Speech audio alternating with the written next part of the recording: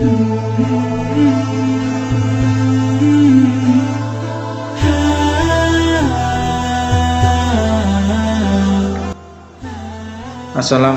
warahmatullahi wabarakatuh. Alhamdulillahirabbil alamin. Anak-anakku semua, pada kesempatan pagi siang hari ini kita kembali bertemu dalam pelajaran akidah akhlak, dalam pelajaran akidah akhlak, pelajaran 2 minggu sekali. Alhamdulillah dalam kondisi yang sehat walafiat. Semoga Allah Subhanahu wa taala senantiasa melimpahkan rahmat hidayah kepada kita semua. Sebelum kita mulai, kita awali terlebih dahulu pertemuan pada kesempatan siang hari ini dengan membaca surat Al-Fatihah. Kita mohon kepada Allah Subhanahu wa taala melalui kalam-kalamnya, melalui surah Al-Fatihah, melalui surahnya, semoga Allah Subhanahu wa taala senantiasa memberikan kita kemudahan dalam belajar, kemudahan dalam segala hal, dan kita dijadikan sebagai hambanya yang senantiasa menjalankan perintahnya, kita mendapatkan ilmu yang bermanfaat. Mari kita mulai. Ala hadhihi niyyah wa ala kulli niyatin shalihah wa ala ma nafasalahu wa salihin min al-qur'an mukhlisin wa mufassirin wa sakin. Al-Fatihah. A'udzu billahi minasy syaithanir rajim. Bismillahirrahmanirrahim. Alhamdulillahi rabbil alamin. Ar-Rahmanir Rahim. Maliki yaumiddin. Iyyaka na'budu wa iyyaka nasta'in. Ihdinas siratal mustaqim. Siratal ladzina an'amta 'alaihim ghairil maghdubi 'alaihim waladdallin. Rabbighfirli wa liwalidayya wa lil mu'minina amin. Alhamdulillahirabbil alamin. Anak-anakku semuanya, alhamdulillah untuk pelajaran akidah akhlak pada kesempatan pagi hari ini kita bisa bertemu kembali. Kemudian sesuai dengan yang Pak Alvan sampaikan di pertemuan sebelumnya, bahwa akidah dan akhlak itu menekankan kepada amaliyah, menekankan kepada praktik, ya, pada amal. Sehingga memang bahkan di dua pertemuan awal ini tidak langsung masuk kepada materi yang ada di dalam buku, tapi terlebih dahulu mengawali dengan landasan fondasi. Yang pertama dulu tentang apa pentingnya belajar akidah akhlak, apa pentingnya belajar keimanan, kemudian apa pentingnya belajar tentang akhlak atau adab. Kemudian ini di pertemuan yang kedua juga belum masuk kepada materi apa yang ada di dalam buku, tetapi Pak Alvan akan menyampaikan satu materi khasnya MI, ya, materi khas dari MI Ta'limul Islam, di mana nanti akan diajarkan tentang satu kitab tertentu, yaitu kitab Al-Ala. Ya, kitab Al-Ala yang berisi tentang syair-syair, tentang nasihat-nasihat di dalam pendidikan, dalam belajar. Kitab ini memang kitab yang diajarkan di kelas 6, mulai dari angkatan pertama hingga angkatan ini, dan mungkin tidak didapatkan di sekolah lain. Satu materi tentang ini dalam rangka untuk membekali anak-anakku semua agar nanti dalam keberjalanan kalian menuntut ilmu selanjutnya itu tetap kita berprinsip tentang satu hal yang sudah ditanamkan di MI Ta'limul Islam ini. Ya, baik anak-anak semua, sebelum kita lanjut ke materi tentang kitab Al-Ala, terlebih dahulu Pak Alvan akan mereview dari tugas yang sudah kalian jalankan selama 1 minggu yang lalu, yaitu tugas di rumah tentang membaca sholawat. Kenapa sih kok di akidah akhlak ditekankan untuk membaca sholawat, melanggengkan atau mengistiqomahkan membaca sholawat? Ya, anak-anakku semua, seperti yang Pak Alvan sampaikan pada kesempatan sebelumnya, bahwa Allah sebelum memerintahkan kita untuk membaca sholawat terlebih dahulu sudah mencontohi kita, memberikan teladan kepada kita. Begitu juga malaikat. Allah dan malaikat sudah bersolawat terlebih dahulu, baru kemudian memerintahkan kepada kita umatnya Rasulullah Muhammad SAW untuk membaca solawat. Ya, itu. Jadi ini satu amaliyah yang agung, satu amaliyah yang luar biasa. Selain ini juga masuk ke dalam bab pembahasan yang pertama, yaitu tentang kalimat thayyibah. Di antara sekian banyak kalimat thayyibah, salah satu yang wajib kita ketahui dan juga kita merutinkan untuk membacanya adalah sholawat. Selain itu, ada salah satu dawuh Rasulullah bersabda, ngendikan kepada kita semuanya bahwa man shalla alayya sholatan sallallahu alaihi asyara, man shalla alayya sholatan wahidatan sallallahu alaihi asyara. Barang siapa menyampaikan sholawat kepadaku satu kali saja, maka Allah akan memberikan sholawat kepadanya 10 kali. Kalau kita kepada Rasulullah, sholawat itu mendoakan Rasulullah. Kalau Allah sholawat kepada kita, berarti Allah menurunkan rahmatnya kepada kita 10 rahmat, 10 rahmat. Alangkah indahnya kalau kita diberikan 10 rahmat oleh Allah Subhanahu wa Ta'ala. Berarti kita terlindungi oleh Allah, kita mendapatkan limpahan barokah dari Allah Subhanahu wa Ta'ala sebesar 10 ketika kita membaca sholawat 1 kali. Kalau kita membacanya 10 kali, kita langsung dapat 100 kali. Membaca 100 kali dapat 1000 rahmat dari Allah. Ketika kita membaca 1000 kali, kita mendapatkan 10.000 limpahan rahmat dari Allah Subhanahu wa Ta'ala. Dan ini pasti adanya karena apa? Yang ngendika Rasulullah, yang berbicara adalah Rasulullah Muhammad SAW. Ya, maka ini suatu hal yang luar biasa yang perlu kita langgengkan. Tidak hanya saat ini saja, selama kelas 6 saja, tetapi ila akhir zaman, ila akhir hayat kita, sampai kita meninggal dunia, sebaiknya kita melanggengkan membaca sholawat ini. Selain itu, yang sudah kalian dapatkan juga di minggu kemarin, bahwa aulan nas bi yaumal qiyamah aktsaruhum alayya sholatan. Orang yang paling dekat denganku Rasulullah di hari kiamat nanti adalah orang yang paling banyak sholawat kepadaku. Kalau dekat kepada Rasulullah itu sudah pasti, ya. Kalau dekat kepada Rasulullah tidak mungkin di neraka, karena Rasulullah adalah di surga tertinggi. Maka ketika dekat dengan Rasulullah, berarti kita berada di surganya Allah Subhanahu wa Ta'ala. Amin amin Allahumma amin. Ya, kita lanjutkan. Sedikit kita review tentang sholawat yang sudah kalian capai kemarin. Ya, ini dari kelas Abu Bakar As-Siddiq, kelas Abu Bakar. Dari 32 siswa-siswi, ternyata yang sudah mengumpulkan sholawat baru 8 anak. Dengan total semuanya itu ada 10.547 jumlahnya, 10.547. Jadi belum ada separohnya, baru 8 kalau 32 itu hanya sepertiga, seperempat, pas seperempatnya, baru 25%.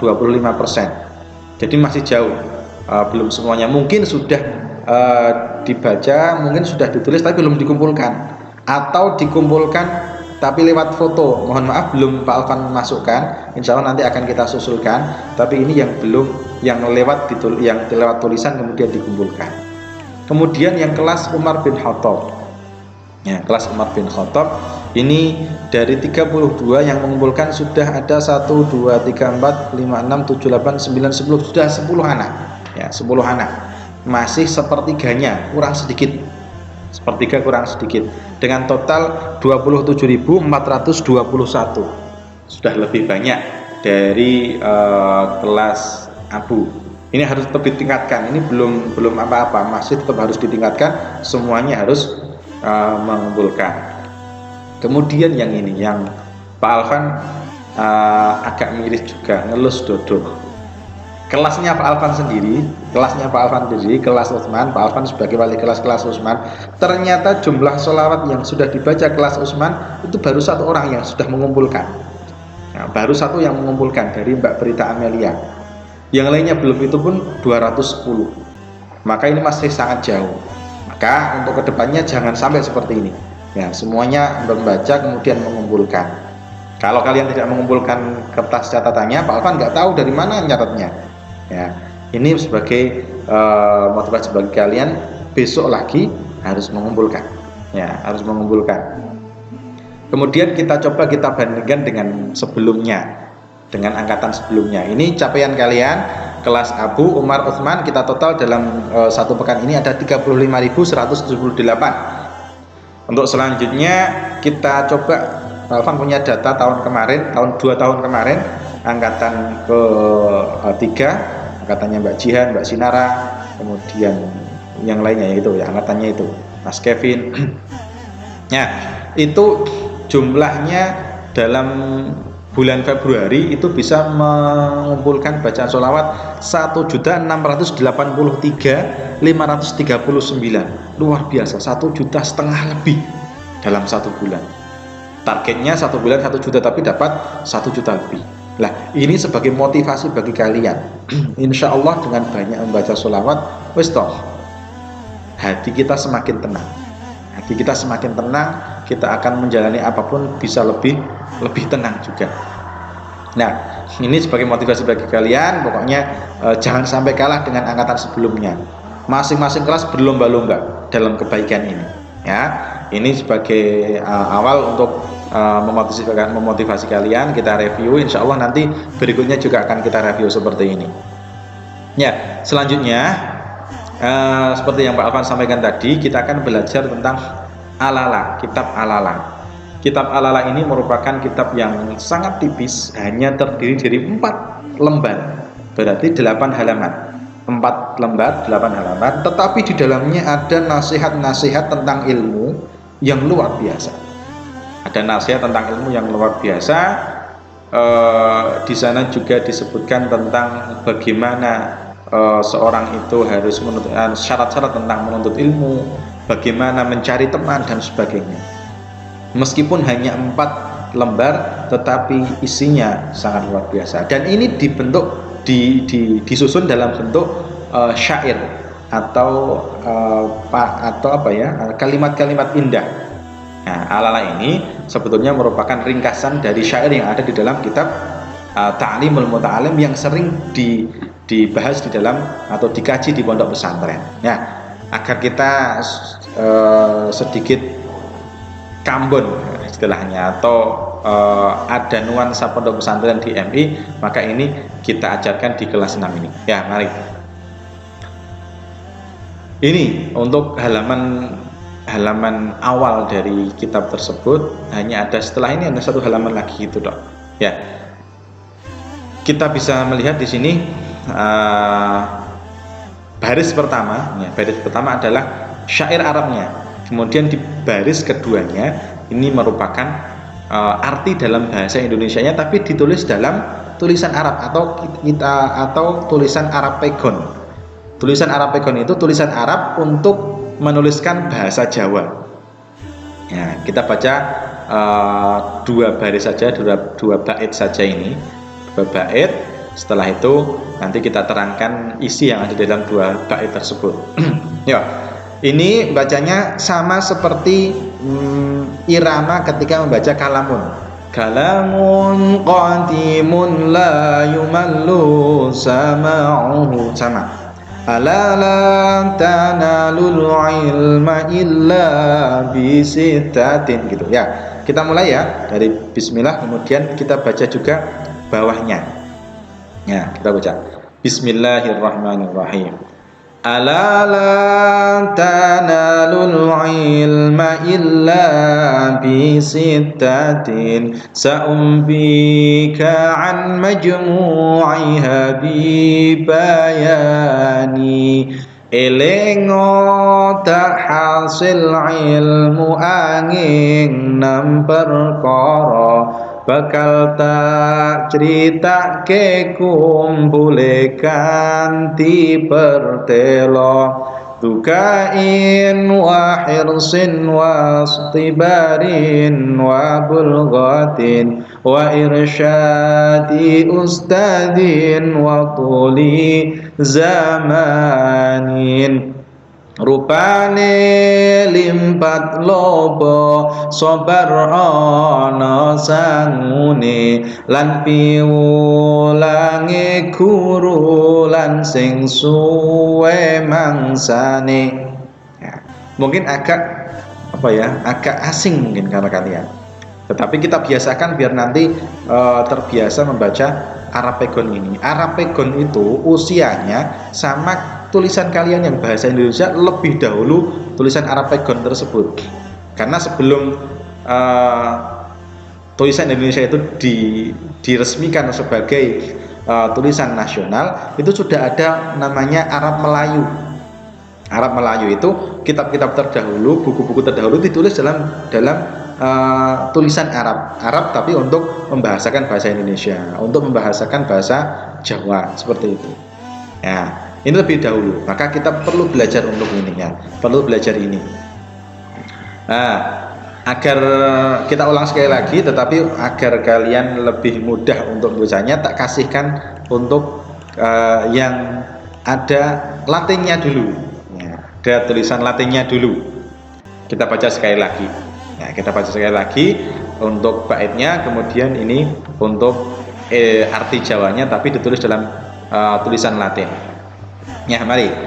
Ala la tanalul ilma illa bisittatin sa'umbika an majmu'iha bibayani elingo tak hasil ilmu angin nem perkara bakal tak cerita ke kumpule kanti pertelo dukain wa hirsin wa istibarin wa bulghatin wa irsyadi ustadin wa tuli zamanin. Rupane limpat lobo sabar ana sangune lan piwulange guru lan sing suwe mangsane, yang artinya elingo ingatlah dak hasil ilmu angin nem perkara, tidak akan berhasil mendapatkan ilmu yang bermanfaat, ilmu yang barokah kecuali dengan 6 perkara, kecuali melakukan 6 perkara ini.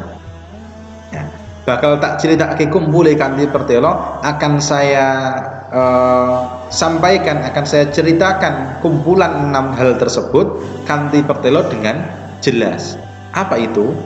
Rupane limpat lobo sobar ana sangune lan piwulangi guru lan sing suwe mangsane. Rupane itu maksudnya itu wujudnya apa saja? Limpat itu rakus kepada ilmu, ya, rakus kepada ilmu. Berarti pengen punya ilmu 1, pengen ilmu 2, punya ilmu 3, pengen ilmu 4, bisa tambah-tambah, pengen perkalian, bisa kali, pengen pembagian dan sebagainya. Kemudian limpat itu kecerdasan, ya, keliru, mohon maaf. Limpat itu maksudnya kecerdasan atau akal yang sehat. Kemudian lobo itu baru rakus kepada ilmu atau rajin, ya, rajin, semangat. Kemudian sabar adalah sabar, ono sangune berarti biaya, lan piwulangi guru berarti pengajaran atau pendidikan dari guru, kemudian suwe mangsane berarti lama waktunya. Ingatlah kalian tidak akan mendapatkan ilmu yang bermanfaat kecuali dengan 6 syarat.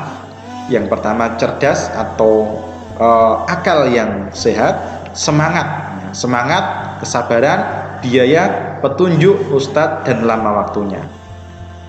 Nah, ini tadi kunci keberhasilan dalam menuntut ilmu ada 6: kecerdasan atau akal yang sehat, semangat, kesabaran, tersedianya biaya, petunjuk dari guru atau ustadz, dan lama waktunya. Maksudnya bagaimana? Yang pertama kecerdasan itu bukan berarti kemudian IQ-nya tinggi, tetapi apa? Kemampuan dalam menangkap ilmu. anak MI insya Allah semuanya cerdas. Karena apa? Mampu untuk menangkap ilmu. Bahkan kita punya kecerdasan masing-masing. Ada kecerdasan kinestetik, ada kecerdasan logik matematik, ada kecerdasan interpersonal, intrapersonal, macam-macam. Nah, yang jelas kita punya satu kemampuan, yaitu kemampuan untuk menangkap ilmu, menerima ilmu dari guru. Bukan berarti harus IQ-nya tinggi, cerdas banget, enggak. Nah, lah kecerdasan itu sesuatu yang bisa meningkat. Nah, sesuatu yang bisa meningkat. Dengan apa kecerdasan itu meningkat? Seperti ketika pedang. Jadi otak kita itu seperti pedang. Pedang itu kalau dibiarkan di gudang, kemudian berkarat, akhirnya tidak kuat untuk menebas apapun. Ketul, tidak mempan untuk menebas apapun. Tetapi kalau pedang itu diasah terus-menerus, kemudian sering digunakan, justru itu akan akan tajam sekali. Sebagaimana otak kita itu kalau sering digunakan untuk berpikir, sering digunakan untuk belajar, untuk membaca Al-Quran, untuk menghafal Al-Quran, sini akan bekerja terus. Nah, kalau sudah seperti itu, insya Allah otak kita akan semakin moncer itu berkilau, bersinar. Nah, itu akan lebih mudah untuk menerima ilmu.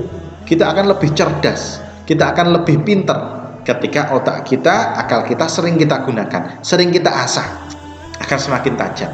Begitu juga kalian harus senang belajar. Jangan kalau sudah tahu, sudah nggak pengen tahu lagi, itu jangan. Pokoknya harus pengen tahu. Ya, selanjutnya tentang semangat dalam menuntut ilmu, bersungguh-sungguh, karena sungguh-sungguh itu adalah bukti dari ketekunan. Jangan males-malesan, karena ada ngentika gini, ada dawuh seperti ini: jika kalian tidak tahan dengan lelahnya menuntut ilmu, maka rasakanlah sedihnya atau pahitnya menjadi orang yang bodoh. Sekali lagi, jika kalian tidak tahan dengan beratnya, dengan susahnya menuntut ilmu, maka siap-siaplah untuk merasakan pahitnya kebodohan, untuk merasakan sakitnya rasa kebodohan. Ya, maka dari itu kita harus semangat untuk menuntut ilmu, semangat dalam belajar, semangat menghafal Al-Quran, semangat belajar Al-Quran, mengaji dan sebagainya. Ini menjadi menjadi kunci keberhasilan dalam menuntut ilmu. Jangan males-malesan pokoknya. Kalau pas daring seperti ini, cuman dilihat awalnya tek gitu, setelah itu digeser sampai selesai, udah habis itu tidur-tiduran. Ini namanya nggak semangat. Teman-teman yang lainnya melihat dari awal sampai akhir, diperhatikan tugasnya apa. Tapi ada juga yang cuman diklik depan terus diseret N, habis itu tiduran. Setelah itu, Pak, tugasnya apa? Ini namanya nggak semangat. Yang seperti ini nggak semangat namanya. Kalau semangat, diperhatikan sejak awal sampai akhir, kemudian bisa menggarap tugas dengan baik. Selanjutnya, semangat atau tadi khirsun itu rakus kepada ilmu, semangat terus dalam mempelajari ilmu, sabar, ya, tabah dalam menghadapi cobaan dan ujian dalam mencari ilmu. Banyak ujiannya, ya, banyak ujian dalam mencari ilmu itu.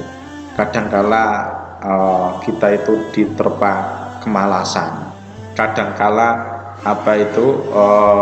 fasilitasnya kurang, kadangkala trouble, misalnya seperti ini, seperti kita waktu kita waktu daring seperti ini, delalah jaringan internetnya mati, atau seperti waktu kita pakai Zoom, ternyata error Zoomnya, kita tetap harus sabar. Jangan mutong itu putus asa. Rasa wae nek ngono ternyata mati. Jangan, tetap semangat untuk bagaimana tetap bisa mendapatkan ilmu. Karena apa? Karena setan itu senang orang yang tidak semangat, senang orang yang tidak sabar. Akhirnya putus asa itu jadi temannya setan.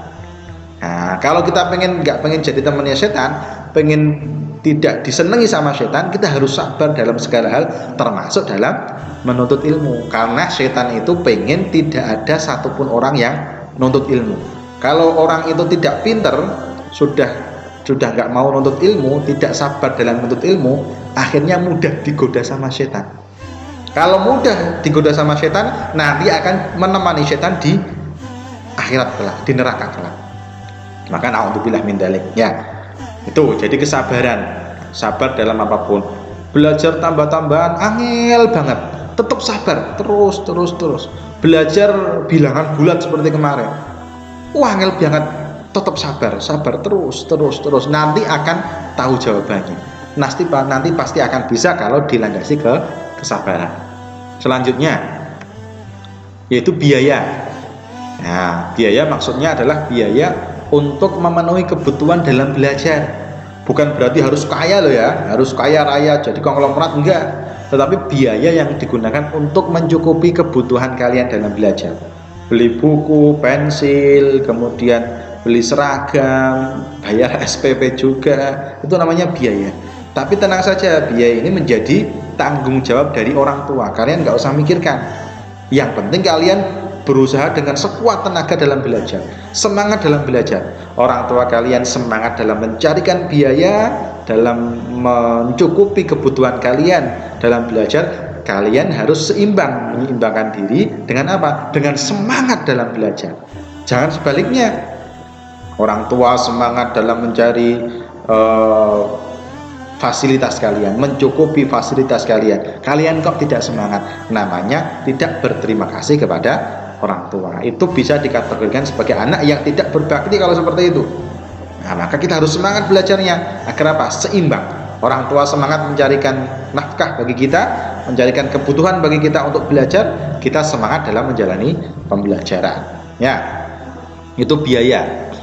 Jadi banyak kebutuhan pokok yang digunakan untuk belajar. Ya, termasuk biaya ini jangan dihambur-hamburkan.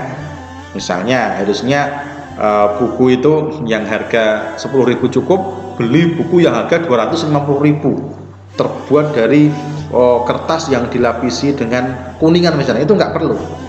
Nah, biasa-biasa saja, standar saja, jangan berlebih-lebihan. Kemudian setelah biaya, bimbingan dari guru. Ya, bimbingan dari guru, petunjuk dari guru. Orang yang mengaji, orang yang belajar, apalagi ilmu agama, ilmu Al-Quran, itu harus atas bimbingan guru, bukan hanya belajar otodidak. Karena apa? Karena kalau belajar otodidak bisa jadi yang ngajarinya setan. Loh, kok bisa Pak? Ada dawuh seperti ini, man la syaikh fa syaikhuhu syaitan. Siapa yang belajar tanpa adanya bimbingan dari guru, maka yang membimbing gurunya adalah setan. Setan bisa masuk ke pikirannya, oh gini wae, oh gini. Termasuk banyak sekali orang yang belajar agama otodidak, akhirnya malah justru menyesatkan. Ya, justru menyesatkan. Pernah ada salah satu ustadz yang katanya belajarnya tidak dari guru, mengatakan bahwa Nabi Muhammad pernah tersesat katanya. Padahal Rasulullah itu bersifat maksum, terjaga dari perbuatan dosa. Kok bisa tersesat? Nah, ini kenapa? Belajarnya tidak dari seorang guru, belajar sendiri. Ya, seperti misalnya ada air dari gunung. Air dari gunung itu kalau kesininya itu alirannya itu jelas dari apa? Dari peralon atau dari aliran yang jelas, maka sampai sini itu dikonsumsi bagus. Tapi kalau air kita itu nyarinya air yang dari gunung kesininya itu yang biasa, yang sak-sae, yang sembarangan, bisa jadi melewati sungai yang kotor, melalui aliran limbah, melalui septic tank, akhirnya sampai sini jadi air yang tidak layak dikonsumsi. Ilmu juga seperti itu. Dari Rasulullah itu mengajarkan kepada para sahabatnya.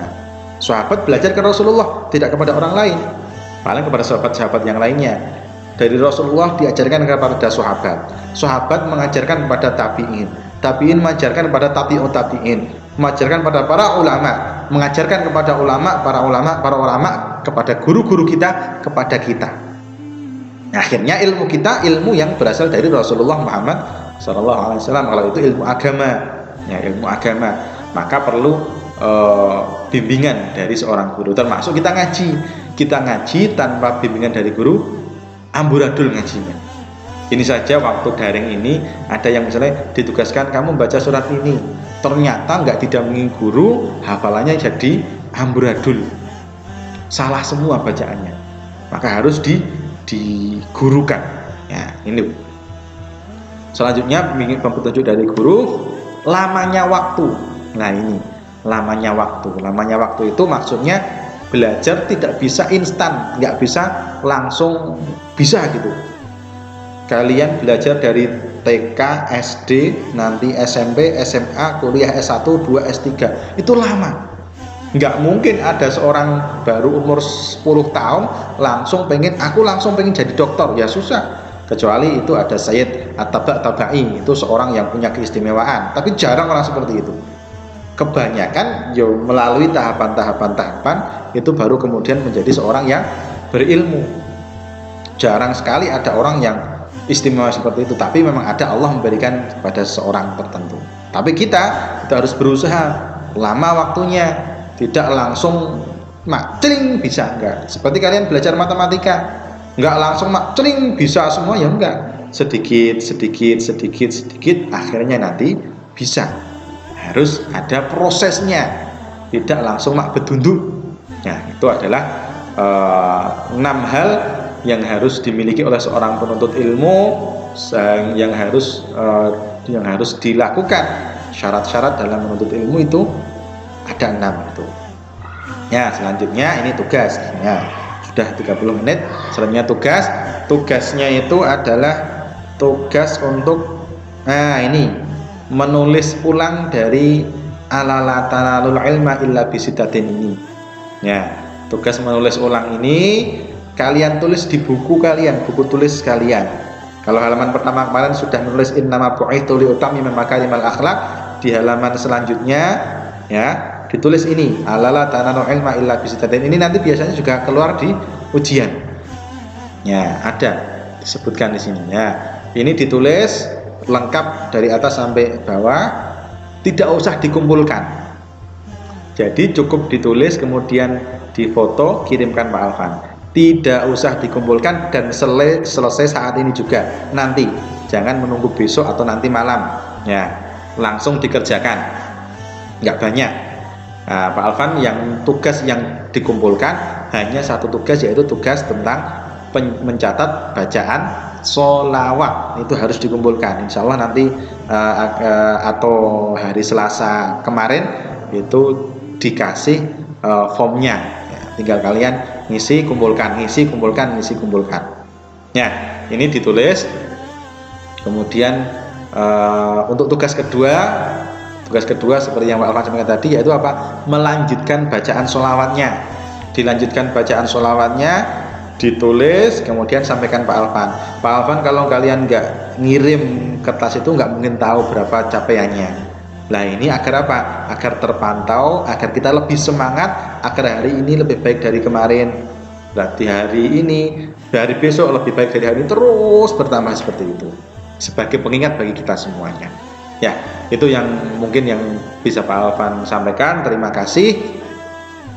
Semoga pertemuan ini manfaat, meskipun belum bisa bertatap muka secara langsung, tapi semoga tetap barokahnya sebagaimana kalau kita bertemu secara langsung. Ya, mari kita akhiri pertemuan pada kesempatan siang hari ini itu dengan membaca hamdalah dan doa kafaratul majlis.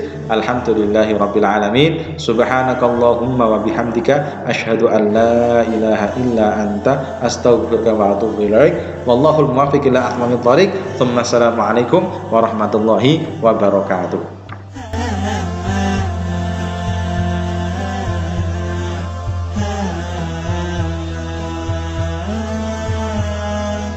Mm-hmm.